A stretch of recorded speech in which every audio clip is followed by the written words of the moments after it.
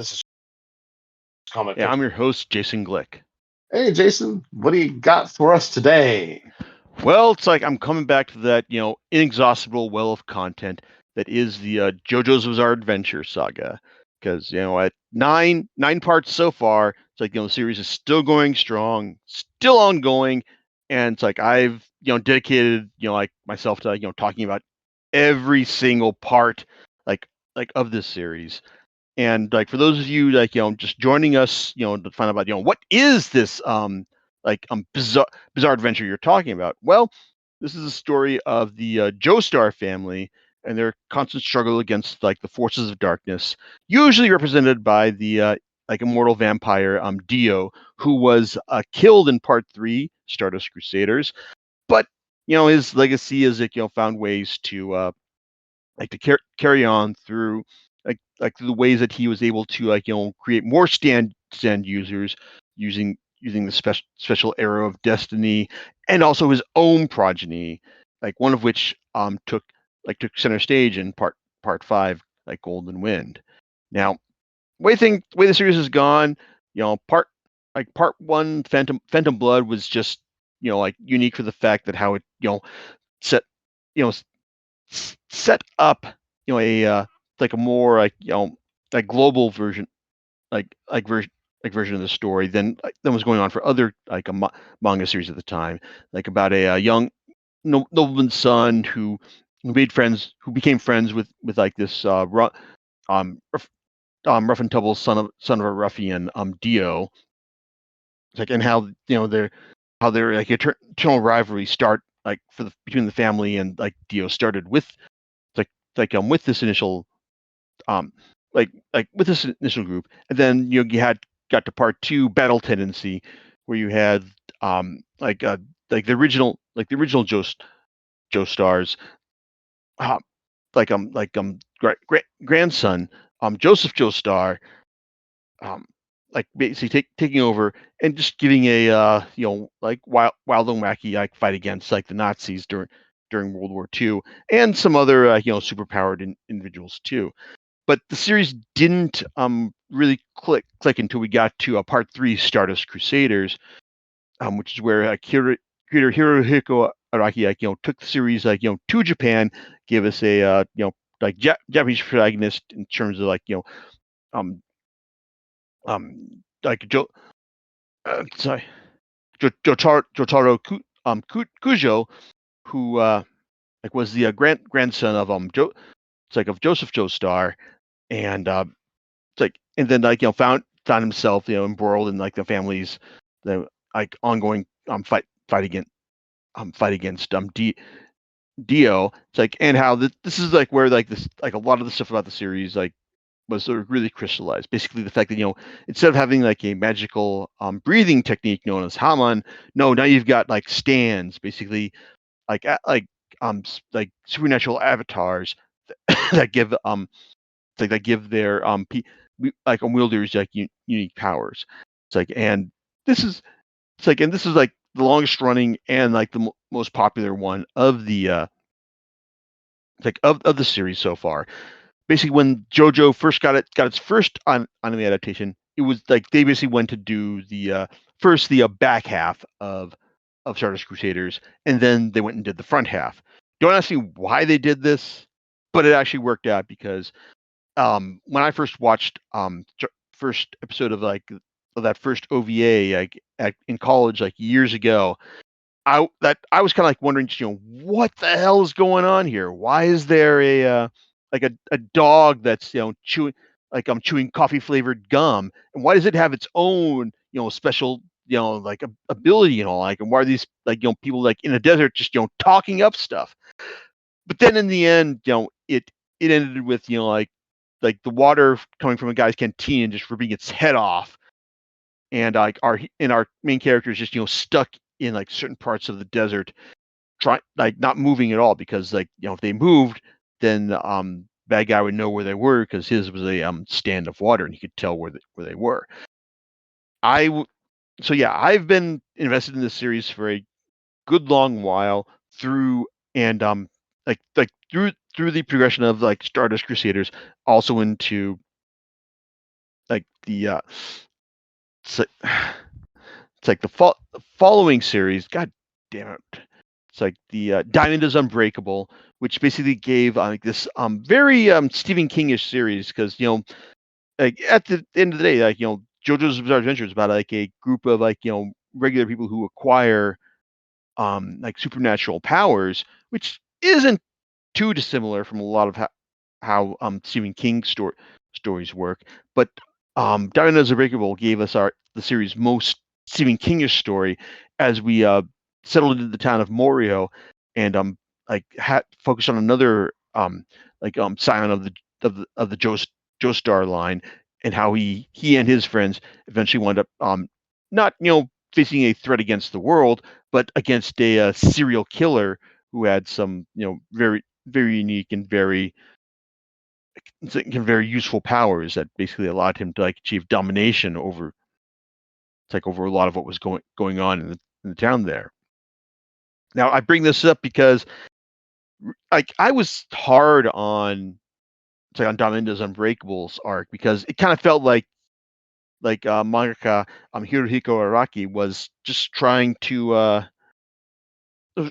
was kind of struggling to find a proper direction for this series before we settled on the like everyone like fighting against this serial killer stand wielder. But in the end, it's like like looking back on it, like there were still like a lot of good like story setups within there. It's like and even then. Then when the series didn't felt like it was groping for direction, there were still lots of suspenseful stories being told within it. And then you get to the next arc, Golden Wind, which focused on one of Dio's descendants, who was wanted to be like a gangster. It's like in Italy, Giorno Giovanna. It's like he had he had like a very vaguely defined stand power.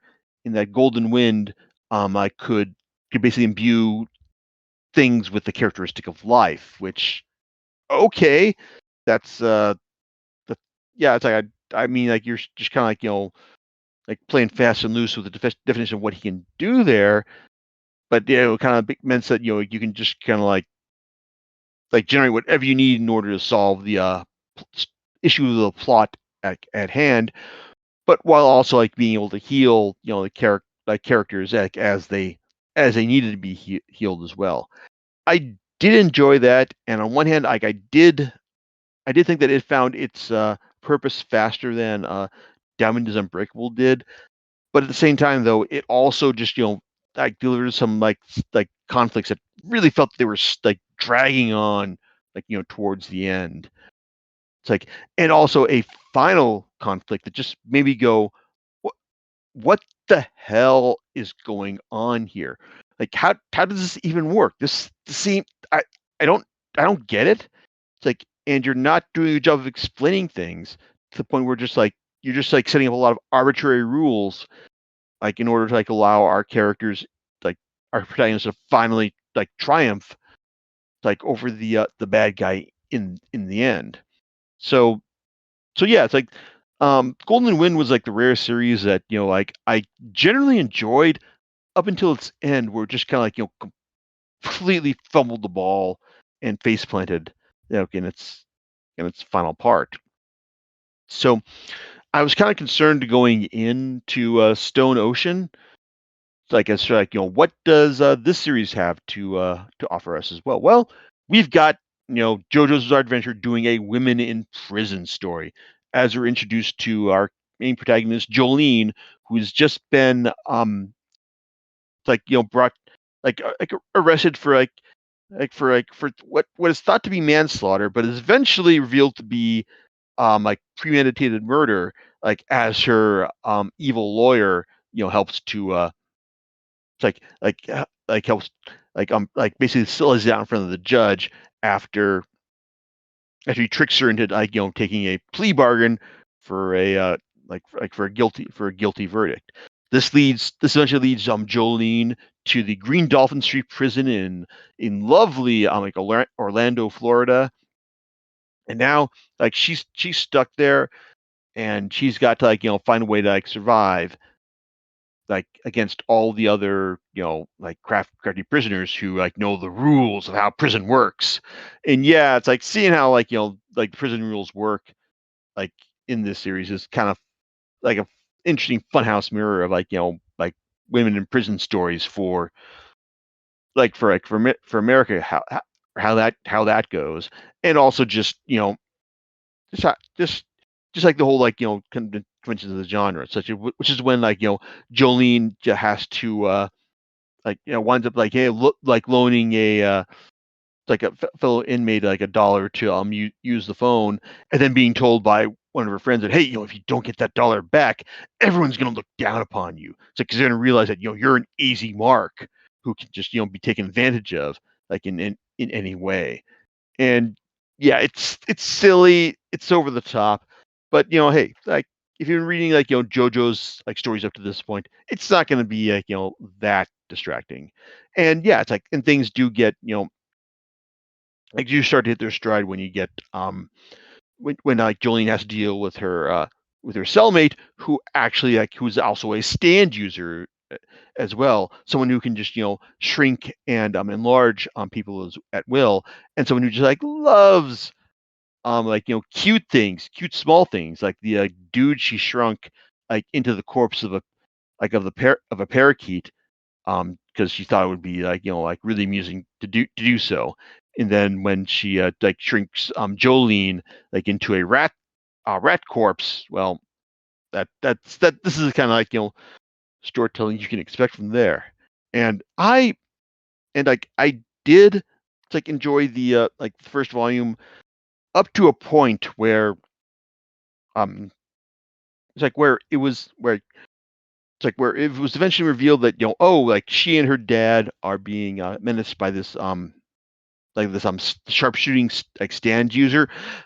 Then oh no, it turns out that once they finally get the upper hand on him, oh no wait, it turns out they've actually been asleep this whole time and are being slowly digested by this other like unknown stand's power.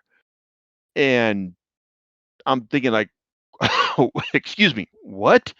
It's like you're just like kind of just like that. This isn't like a rug pull. This is a moving the goalpost. It's like the fact that you're telling us that oh now they're it's like it's like they're having to deal with like a like an entirely new type of stand like against what we were originally said. Like that's ridiculous.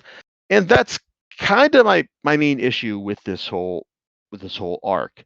And I mean, not the fact that hey, we're this is like this is another arc that comes back to like the characters and situations established in Stardust Crusaders. Because hey, like this isn't really much of a shock, I'll tell you. But Jolene's dad, well, it's Jotaro because she's Jolene Cujo, like of the Joestar clan, and she was like originally supposed to be in here just for manslaughter, but yeah, she was like framed for murder, and now she's and now and when her dad shows up to try and help get her out, well, things don't go according to plan, and not only does Jotaro lose his Star Platinum ability, but also his memory like as well. So after Jolene makes some last minute arrangements to like have his body shipped back to the Speedwagon Foundation, now she's got to figure out how do I get back the powers that like are gonna like bring my dad like back to life and proper consciousness.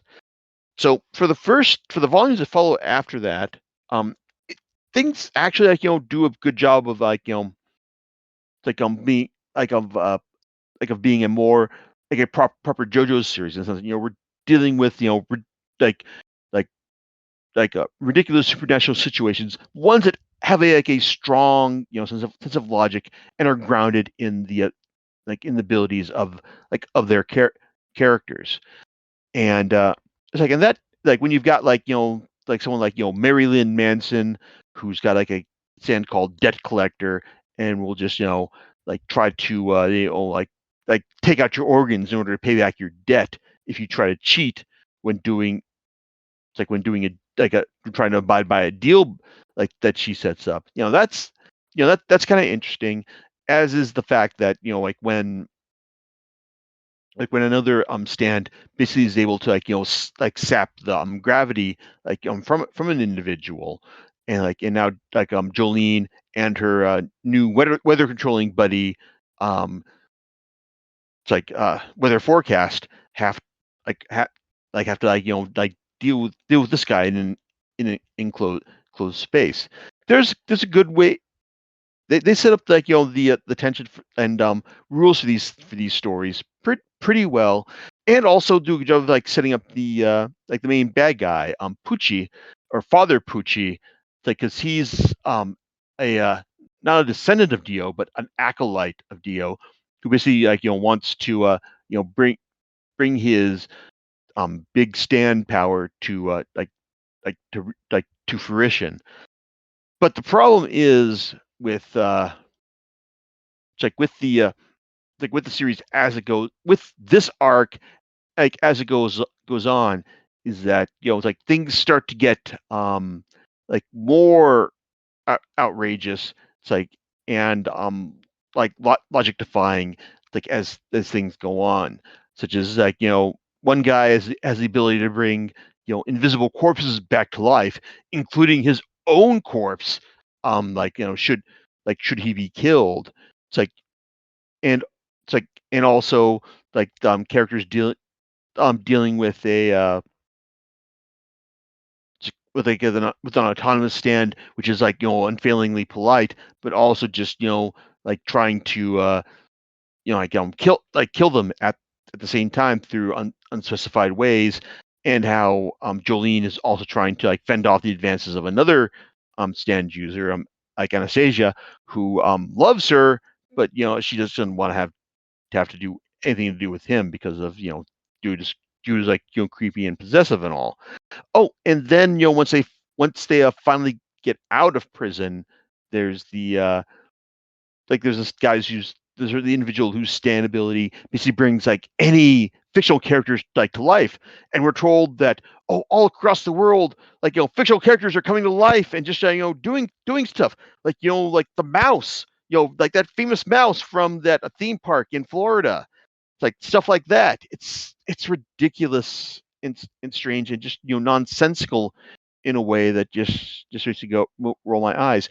As is the stand user that Jolene has to take out before she escapes the prison, which is a clear homage to Christopher Nolan's Memento, in the sense that she's having to write stuff on her body in order to remember stuff, but she can only remember three things, and it's kind of okay, wait a second, I see what you're doing. You're trying to reference Memento there, but you're not doing it in the same way, and you're also doing it in your three. Okay, I only remember three things, but just seems really contrived and just like an effort to try and just make our characters seem ridiculous and and it's an unaware of what's going on here.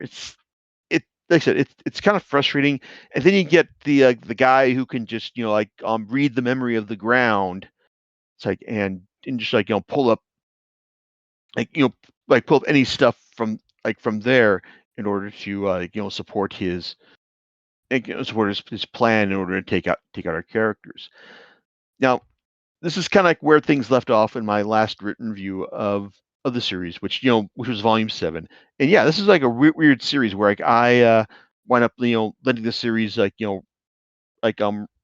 run for much long much longer. Either it was because the Crunchyroll store, formerly known as the right stuff, either didn't have a volume in stock, or I just had a lot of stuff going on in my to review pile before I could talk about the latest volume of Stone Ocean.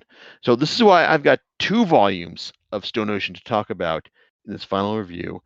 And volume 8 um, is interesting because I think that its core the core plot of its main storyline, Heavy Forecast, which basically delves into the both delves into the storyline that gives you weather forecast background, along with Father Pucci's background, and the connection that the two of them share together. That's interesting. That's like along the lines of what I expect of the over top storytelling I expect from this series. But then you've also got every single character like in the series so far turning into a snail as well. And I'll admit there's a good deal of existential horror to to be just to be grasped from seeing like everyone slowly turning into a snail, and then just worrying about just like, well, how are they going to get out of this? And just snails are creepy, man. That and also just when the snail eating beetles show up, that's also kind of like creepy as well. So that the ser- so this arc gets by on a lot of on a good deal of like creepiness and just general body horror, which which on one hand like is not nothing, but the whole reason they're turning into snails in the first place is just kind of like, okay, sure, I get it, but it just feels like really kind of contrived, but it's still kind of creepy as well. And then you get to the like to the to the next like to the final final part of the volume, and gravity is just like fucking with everyone, man, because like everyone like in a certain distance from Cape Canaveral is now just falling away from it, including our protagonists. And we're just wondering, like, how the hell is this happening? But it turns out this is the evolution of Father Pucci's stand, which he's been engineering over the course of the series, and that his stand controls gravity, and now he's trying to find like a way to evolve it further, which is basically turning out to be the like the ultimate evolution of Dio's stand. Basically, just what he was really trying to achieve. It's like over the course of Stardust Crusaders. Well, so yeah, Volume 8 like doesn't really like shake off the issues I've had with the series up to this point, but it at least sets things up in a way that hey, I can see I want to see where things are going, like in Volume 9, and basically, and things work out well. Does the Volume 9 end the series end this end this particular series pretty well? Well, on one hand, like the stuff that takes place at Cape Canaveral is generally pretty satisfying. When it looks like Pucci is able to take out it's like Jolene. It's like we're told that, oh wow, it's like that's not actually what has happened, and and the person who lets us know about this is none other than okay, well, I guess I probably shouldn't spoil that, but it's pretty satisfying to see this new addition to the cast work work work their magic and their skills over the course of the volume, like, and also like seeing like Jolene find a way to circumvent Father Pucci's newfound gravity powers as well. This is good. But then when you finally find out about the true power of Father Pucci's fully evolved stand, well, okay, that's good. And you're trying to think, okay, well, how are our heroes gonna beat this? And the thing is, they don't. They like it's basically the series ends in a way that technically hands them a victory, but it also winds up just whacking the reset button in a way that doesn't feel entirely satisfying, and especially in the way that when the when Father Pucci is defeated, him being defeated is not a spoiler, because that he's the bad guy. He's eventually going to lose in this kind of story, but just the way he loses is just kind of feels like, oh, okay, that feels really simple and just really straightforward and not really like surprising at all.